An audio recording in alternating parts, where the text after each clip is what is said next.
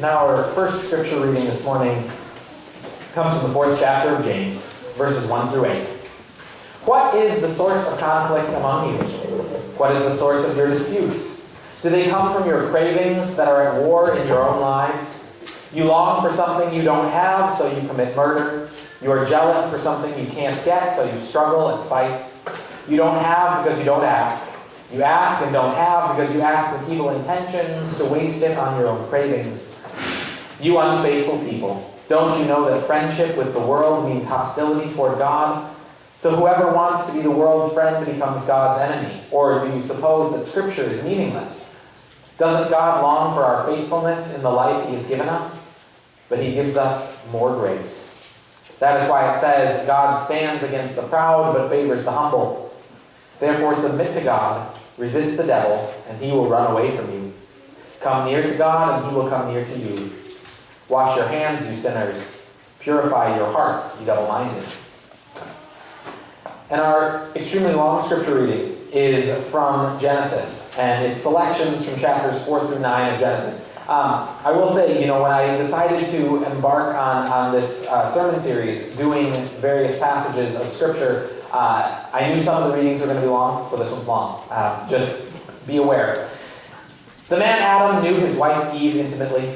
She became pregnant and gave birth to Cain, and said, I have given life to a man with the Lord's help.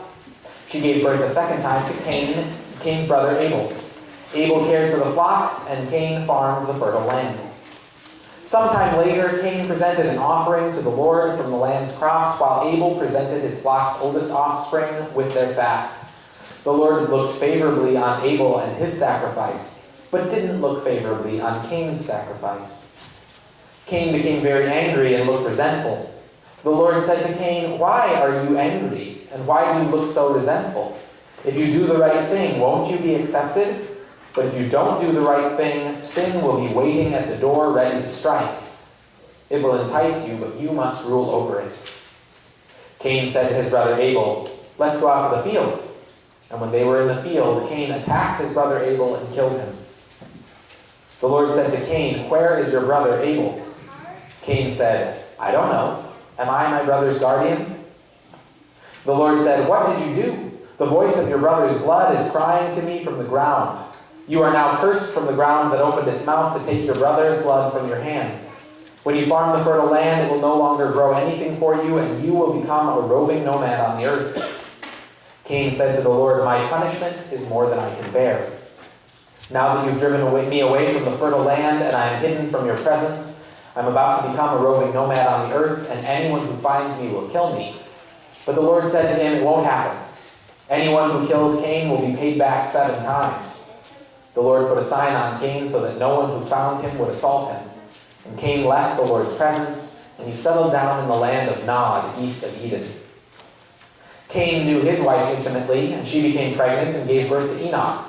Cain built a city and named the city after his son. Now the Lord saw that humanity had become thoroughly evil on the earth, and that every idea in their minds that they thought up was completely evil. So the Lord regretted making human beings on earth and was heartbroken. So the Lord said, I will wipe off of the land the human race that I've created, from human beings to livestock to crawling things to the birds in the skies, because I regret I ever made them. But as for Noah, the Lord approved of him. The Lord said to Noah, Go into the ark with your whole household, because among this generation I've seen that you are a moral man. From every clean animal take 7 pairs, a male and his mate, and from every unclean animal take 1 pair, a male and his mate. And from the birds in the sky as well take 7 pairs, male and female, so their offspring will survive throughout the earth. And 7 days from now I will send rain on the earth for 40 days and 40 nights. I will wipe off from the fertile land every living thing I have made. Noah did everything the Lord commanded him. Noah was about 600 years old when the floodwaters arrived on earth. Noah, his sons, his wife, his sons' wives entered with him into the ark to escape the floodwaters. From the clean and unclean animals, from the birds and everything crawling on the ground, 2 of each male and female went into the ark with Noah, just as God commanded. And after 7 days, the floodwaters arrived on earth. In the 600th year of Noah's life, in the 2nd month, on the 17th day, on the day that all the springs of the deep sea erupted and the windows in the skies opened. It rained for 40 days and 40 nights. The same day Noah with his sons Shem, Ham, and Japheth, Noah's wife and his sons' 3 wives, went into the ark. They and every kind of animal, every kind of livestock, every kind that crawls on the ground, every kind of bird, they came to Noah and entered the ark, 2 of every creature that breathes. God remembered Noah, all those alive, and all the animals with him in the ark. God sent a wind over the earth so the waters receded.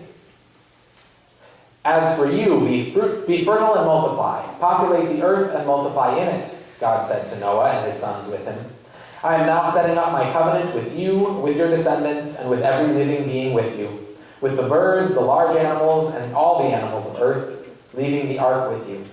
I will set up my covenant with you so that never again will all life be cut off by floodwaters. There will never again be a flood to destroy the earth. And God said, this is the symbol of the covenant that I'm drawing up between me and you and every living thing with you on behalf of every future generation. I have placed my bow in the clouds. It will be a symbol of the covenant between me and the earth. When I bring clouds over the earth and the bow appears in the clouds, I will remember the covenant between me and you and every living being among all the creatures. Floodwaters will never again destroy all creatures. The bow will be in the clouds, and upon seeing it, I will remember the enduring covenant between God and every living being of all the earth's creatures. God said to Noah, this is the symbol of the covenant that I have set up between me and all creatures of the earth. Brothers and sisters, this concludes our reading of the Word.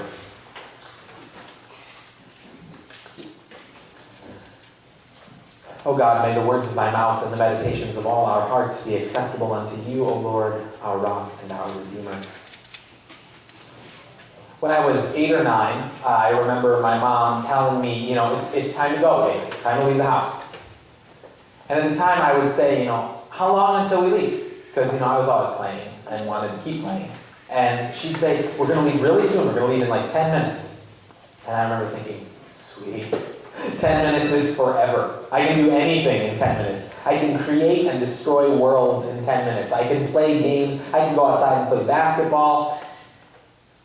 But of course, as I've gotten older, I think that if I blink a little harder than usual, that's 10 minutes, right? And we all experience this as time rapidly speeds up. So you probably thought to yourself, well, David, that was a really long reading from the Bible. And I thought, well, I could have read all of Genesis 4 through 9 instead of just the selections, and that would have been about 4 times as long as what I read. So it's all about perspective, right? But I mentioned earlier, we're doing this sermon series in this year and reading through things, and we spent a ton of time in creation in the garden. We spent the first 3 weeks just talking about creation, and now we're finally getting somewhere. Because we read straight from Cain and Abel through to Noah. The person whom I stole these Bible readings for the year from and put them together